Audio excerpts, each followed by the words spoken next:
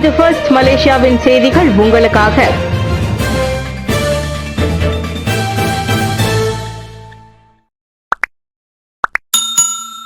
தமிழக முதல்வர் விஜயுடன் தொலைபேசியில் உரையாடிய பிரதமர் அன்வார் செப்டம்பரில் சந்திக்க உத்தேசம். தமிழக முதலமைச்சர் ஜோசப் விஜயுடன் நேற்று தொலைபேசியில் உரையாடி நலம் விசாரித்த பிரதமர் ஸ்ரீ அன்வார் இப்ராஹிம் தமிழக மக்களுக்காக அவர் தற்போது ஏற்றுள்ள மிகப்பெரிய பொறுப்பிற்காக மீண்டும் தனது வாழ்த்துக்களை தெரிவித்துள்ளார்.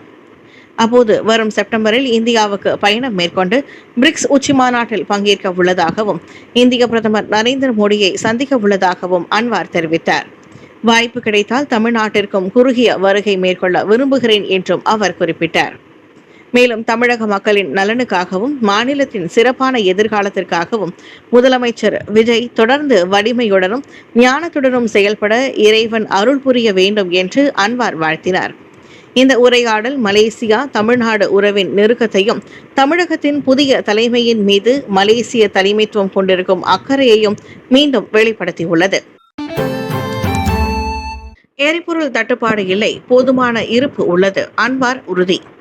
ஈரான் போர் காரணமாக உலக அளவில் ஏற்பட்டுள்ள எரிசக்தி நெருக்கடி குறித்து எழுந்த கவலைகளுக்கு மத்தியில் நாட்டில் எரிபொருள் விநியோகம் போதுமான அளவில் இருப்பதாக பிரதமர் ஸ்ரீ அன்வார் இப்ராஹிம் உறுதியளித்துள்ளார். இதற்கு முன்னர் துணை பிரதமரும் எரிசக்தி மாற்றம் மற்றும் நீர்வள மாற்றுத்துறை அமைச்சருமான டாக்டர் ஸ்ரீ ஃபடிலா யூசுப் தற்போது ஜூலை மாதம் வரை போதுமானதாக இருக்கும் எரிசக்தி வழங்கலை டிசம்பர் மாதம் வரை நீட்டிக்க அரசாங்கம் நடவடிக்கை எடுத்து வருவதாக தெரிவித்தார். அவரின் கூற்றுப்படி வெளிநாடுகளில் இருந்து கூடுதல் எரிபொருள் பெறும் முயற்சிகள் தீவிரப்படுத்தப்பட்டுள்ளன. தேசிய எண்ணெய் நிறுவனமான பெட்ரோனஸ் தேவையான விநியோகத்தை பெறுவதற்காக ஆப்பிரிக்கா உள்ளிட்ட நாடுகளுடனும் பேச்சுவார்த்தை நடத்தி வருகிறது. கடந்த ஏப்ரல் 15ஆம் தேதி பெட்ரோனஸ் தனது எரிபொருள் நிலையங்களில் ஜூன் மாத இறுதி வரை எரிபொருள் விநியோகம் பாதுகாப்பாக இருக்கும் என அறிவித்திருந்தது. மலேசியாவின் மொத்த எரிபொருள் தேவையில் சுமார் 50 விழுக்காட்டை பெட்ரோனஸ் வழங்குகிறது. மீதமுள்ள தேவையை நாட்டில் செயல்படும் பிற எண்ணெய் நிறுவனங்கள் பூர்த்தி செய்கின்றன. ஜொஹூர் மாநில சட்டமன்றத்தை கலைப்பது சுல்தான் இப்ராஹிமின் முழு உரிமையாகும். மாநில தேர்தலை நடத்துவதற்கு ஏதுவாக ஜொஹூர் மாநில சட்டமன்றத்தை கலைப்பது மாட்சிமை தங்கிய மாமன்னர் சுல்தான் இப்ராஹிமிற்கு முழு உரிமையாகும். மாநில தேர்தலுக்கான சரியான நேரம் குறித்து ஜொஹூர் சுல்தானாக உள்ள சுல்தான் இப்ராஹிமுக்கு ஜொஹூர் மாநில மந்திரி உஸ்தாத் டாக்டர் ஒன் ஹாஃபிஸ் கசி ஆலோசனை வழங்குவார் என்று தேசிய முன்னணி துணைத் தலைவர் டாக்டர் ஸ்ரீ முகமது ஹசான் நம்பிக்கை தெரிவித்தார். சட்டமன்றத்தை கலைப்பது விரைவில் நடக்கலாம் அல்லது தாமதமாகவும் நடக்கலாம். அது அவரின் விருப்புரிமையை பொறுத்தது. ஆனால் அரசியல் ரீதியாக தலைமையக அலுவலகிலோ அல்லது மத்திய அளவிலோ இதுவரை எதுவும் விவாதிக்கப்படவில்லை என்றார் அவர். நேற்று ஸ்ரீ சென்டாயான் தேசிய இடைநிலை பள்ளியில் ஏற்பாடு செய்யப்பட்ட ஓட்டப்பந்தய போட்டியை தொடக்கி வைத்த பின்னர் முகமது ஹசான் செய்தியாளர்களிடம் பேசினார்.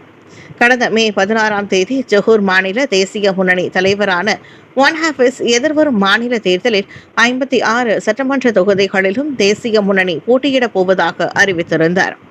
2022ஆம் ஆண்டு மாநில தேர்தலில் தேசிய முன்னணி 40 தொகுதிகளை கைப்பற்றிய நிலையில் நம்பிக்கை கூட்டணி 12 தொகுதிகளிலும் பெரிகத்தான் நேஷனல் 3 தொகுதிகளிலும் மூடா 1 தொகுதியிலும் வெற்றி பெற்றன.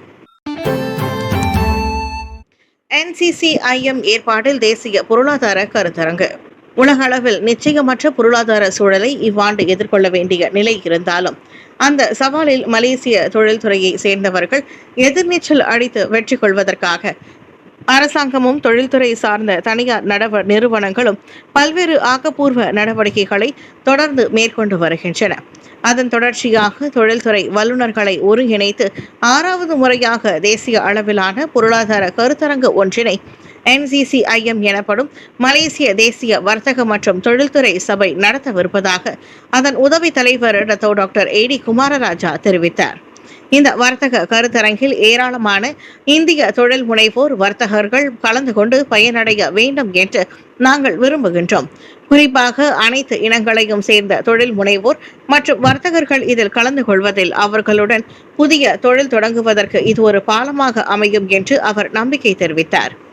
கடந்த ஆண்டு இந்த கருத்தரங்கை ஏற்பாடு செய்திருந்த போது பல்வேறு அமைச்சுகள் முழுமையான ஆதரவு வழங்கி இருந்ததோடு அமைச்சர்களும் அரசாங்கத்தை சார்ந்துள்ள துறை மற்றும் இலாகாக்களின் அதிகாரிகளும் இதில் கலந்து முழுமையான ஆதரவை வழங்கியிருந்தனர். உள்நாட்டு தொழிலாளர்களின் எதிர்காலத்தை கருத்தில் கொண்டு இவ்வாண்டும் அதே நிலையான ஆதரவை தமது தரப்பு எதிர்பார்ப்பதாக டாக்டர் ஏடி குமாரராஜா குறிப்பிட்டார். எந்த ஒரு தரப்பினரின் விருப்பங்களுக்கும் பாஸ் கட்சி அடிபணியாது. பாஸ் கட்சியின் அரசியல் திசையை தீர்மானிப்பதில் பெர்சத்து உட்பட எந்த ஒரு தரப்பினரின் விருப்பங்களுக்கும் பாஸ் கட்சி அடிபணியாது. பெர்சத்து எடுத்த ஒவ்வொரு எதிர்மறையான நடவடிக்கையையும் தங்கள் கட்சி விரிவாக ஆய்வு செய்யும் என்று பாஸ் கட்சி தலைவர் doctor Seri Abdul Hadi Awang கூறினார். அவ்விரு கட்சிகளும் தங்களின் அரசியல் ஒத்துழைப்பில் ஒருமித்த கருத்தை எட்ட தவறினால் 16வது பொது தேர்தலுக்கு முன்னதாக பெர்சத்து கட்சி இல்லாமல் முன்னோக்கி செல்லும் சாத்தியத்தை பாஸ் கட்சி மறுக்கவில்லை. கட்சியின் அடைவு நிலையை பாதிக்காத வகையில் பெரிகத்தான் நேஷனலில் உள்ள அதன் கூட்டணி கட்சிகளுடனான உறவை கட்சி தற்போது விரிவாக மறுமதிப்பீடு செய்து வருவதாக அவர் கூறினார்.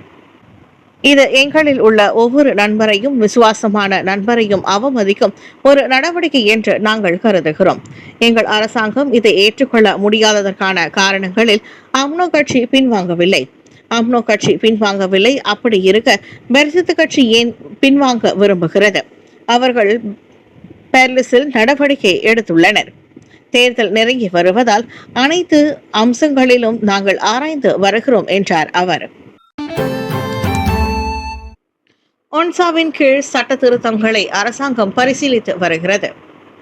பாலியல் குற்றங்கள் மற்றும் இணைய சுரண்டலில் இருந்து குழந்தைகளின் பாதுகாப்பை வலுப்படுத்துவதற்காக இணைய பாதுகாப்பு சட்டம் ஒன்சாவின் கீழ் சட்ட திருத்தங்களை அரசாங்கம் பரிசீலித்து வருகிறது. சிறார்களை உட்படுத்திய இணைய பாதுகாப்பு அச்சுறுத்தல்கள் குறித்து அதிகரித்து வரும் அச்சத்தினால் அந்நடவடிக்கை மேற்கொள்ளப்பட்டதாக மகளிர் குடும்பம் மற்றும் சமூக மேம்பாட்டு அமைச்சர் டாக்டர் ஸ்ரீ நான்சி சுக்ரி தெரிவித்தார். சம்பந்தப்பட்ட தரப்பினருக்கு எதிரான வழக்கு தொடரும் நடைமுறைகள் உட்பட சட்ட திருத்தங்களின் பல்வேறு அம்சங்களை ஆய்வு செய்வதற்காக தமது அமைச்சு தற்போது சில அமைச்சுகளுடன் மற்றும் தொடர்புடைய நிறுவனங்களுடனும் இணைந்து செயல்பட்டு வருவதாகவும் நான்சி கூறினார். இலக்கவியல் சூழலில் குழந்தைகளுக்கு மேலும் விரிவான பாதுகாப்பை உறுதி செய்வதற்கு இந்த சட்ட திருத்தம் அவசியமானது. 2025ஆம் ஆண்டின் கீழ் குழந்தைகளுக்கான சிறப்பு இணைய திட்டம் தொடர்பாக எங்களிடம் உள்ள சட்ட மசோதாவில் ஒரு திருத்தம் செய்யப்பட உள்ளது என்றார் அவர். நேற்று புத்ரஜயாவில் சிறார்களின் பாதுகாப்பு தொடர்பான நிகழ்ச்சியை தொடக்கி வைத்த பின்னர் செய்தியாளர்களிடம் பேசிய நான்சி அவ்வாறு கூறினார். உதயநிதியின் சனாதன தர்மம் தொடர்பான கருத்துக்கு கடும் கண்டனம். முதல்வர் விஜய் மற்றும் பிரதமர் மோடிக்கு மகஜர் அனுப்ப முடிவு.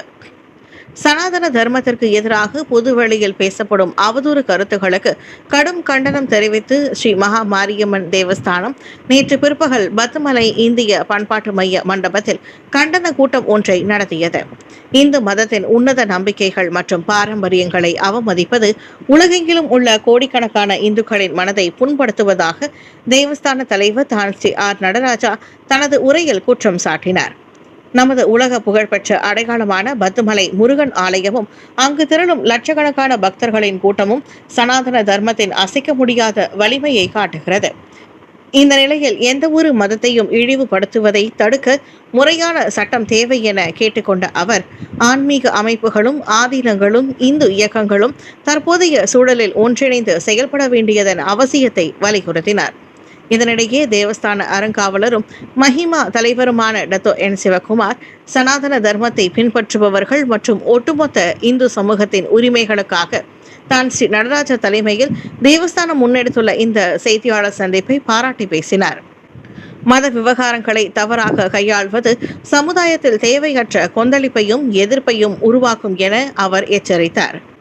தமிழக சட்டமன்றத்தில் எதிர்க்கட்சி தலைவர் உதயநிதி ஸ்டாலின் அண்மையில் சனாதன எதிர்ப்பை கடுமையாக பதிவு செய்ததை அடுத்து இந்த விவகாரம் சூடுபிடித்துள்ளது. டிசம்பர் வரை எரிசக்தி விநியோகம் சீராக இருக்க அரசாங்கம் தீவிர முனைப்பு. வரும் டிசம்பர் மாதம் வரை நாட்டின் எரிசக்தி விநியோகம் சீராக இருப்பதை உறுதி செய்வதற்கான முயற்சிகளை அரசாங்கம் மேற்கொண்டு வருகிறது. தற்போதைய நிலவரப்படி வரும் ஜூலை மாதம் வரை நாட்டின் எரிசக்தி விநியோக உத்தரவாதம் போதுமானதாக உள்ளது என்று துணை பிரதமரும் எரிசக்தி மாற்றம் மற்றும் நீர் உருமாற்ற அமைச்சர் டாக்டர் ஸ்ரீ ஃபடிலா யூசுப் தெரிவித்தார். இவ்வாண்டு இறுதி வரை இக்காலகட்டத்தை நீட்டிக்கும் விதமாக பெட்ரோனஸ் நிறுவனம் வெளிநாடுகளிலிருந்து புதிய விநியோக மூலதனங்களை பெறுவதற்கான பேச்சுவார்த்தைகளை தீவிரப்படுத்தி வருவதாக டாக்டர் ஸ்ரீ ஃபடிலா கூறினார். நமது எண்ணெய் மற்றும் எரிவாயு விநியோகத்தின் காலகட்டத்தை நீடிப்பதே இதன் நோக்கமாகும். நமது எரிசக்தி விநியோகம் ஜூலை மாதம் வரை உறுதி செய்யப்பட்டுள்ளதால் இது சாத்தியமாகும். பெட்ரோனஸ் நிறுவனமும் அனைத்து வியூகங்களையும் பெறுவதற்காக போராடி வருகிறது. அதற்காக ஆப்பிரிக்காவிற்கு கூட செல்ல வேண்டியுள்ளது. மேலும் இந்த முயற்சி நல்லபடியாக ஒரு முடிவுக்கு வந்தால் டிசம்பர் மாதம் வரை நமது எரிசக்தி விநியோகம் உறுதி செய்யப்படும் என்றார் அவர். உபகரணங்கள், மருத்துவம் மற்றும் உற்பத்தி துறைகள் உள்ளிட்ட முழு பொருளாதார சங்கிலியிலும் பெரும் தாக்கத்தை ஏற்படுத்திய எரிசக்தி நெருக்கடியின் சவால்களே இந்நடவடிக்கைக்கு காரணம் என்றும் அவர் குறிப்பிட்டார். எரிசக்தி செலவுகள் அதிகரித்தாலும் 85% பயனர்கள் பாதிப்படைய மாட்டார்கள். உலகளாவிய எரிசக்தி செலவுகள் அதிகரித்த போதிலும் மணிக்கு 600 கிலோவாட்டிற்கு கீழ் மின்சாரத்தை பயன்படுத்தும் சுமார் 85% பயனீட்டாளர்கள் பாதிப்படைய மாட்டார்கள் என்று அரசாங்கம் உத்தரவாதம் அளித்துள்ளது. இதன் மூலம் ஏற்படும் சுமையை மக்கள் எதிர்நோக்காமல் இருப்பதை உறுதி செய்வதில் அரசாங்கம் உறுதியாக இருப்பதாக துணை பிரதமர் டாக்டர் ஸ்ரீ ஃபடிலா யூசுப் கூறினார். மணிக்கு 600 கிலோவாட்டுக்கும் அதிகமான மின்சாரத்தை பயன்படுத்துபவர்களுக்காக சற்று சீரமைப்பு மேற்கொள்ளப்படும். ஆனால் அது சிரமமானது அல்ல என்று நேற்று புத்ரஜயாவில் நடைபெற்ற எரிசக்தி மாற்றம் மற்றும் நீர் உருமாற்ற அமைச்சின் மாதாந்திர கூட்டத்தில் கலந்து கொண்ட பின்னர் டாக்டர் ஸ்ரீ ஃபடிலா செய்தியாளர்களிடம் கூறினார். எனவே தளவாடங்கள் பாதிக்கப்படும் போது அனைத்தின் விலை உயரக்கூடும். அதாவது அந்த பொருள் அனைத்து பொருட்களின் விலையையும் அதிகரிக்கும். ஆனால் மின்சாரம் விலை பொறுத்தவரை 85% மக்கள் பாதிப்படைய மாட்டார்கள் என்று நாங்கள் உறுதி அளித்துவிட்டோம். எனவேதான் அதற்கு அரசாங்கம் உத்தரவாதம் அளிக்கின்றது. எனவே அதை அப்படியே நிலைநிறுத்துவோம். ஒருவேளை அது அதிகரிக்கலாம், வேறு சில தொழில்களும் இருக்கலாம், மற்ற துறைகளில் சிறிய தாக்கம் ஏற்படலாம். ஆனால் ஒட்டுமொத்த நிலவரம் என்னவென்பதை நாங்கள் மதிப்பிட்டு வருகிறோம் என்றார் அவர்.